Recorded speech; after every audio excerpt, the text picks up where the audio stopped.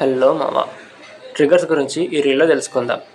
Triggers are special kind of stored procedures that automatically runs when a certain event occurs in the database, such as insert, update or delete. అర్థం కాలేదా? చెప్తా విను. ఒక డేటాబేస్లో ఏదైనా operation జరిగినప్పుడు like insert, update లేదా delete ఇవి జరిగినప్పుడు ఆటోమేటిక్గా రన్ అవ్వడానికి యూజ్ చేసేవి ట్రిగ్గర్స్.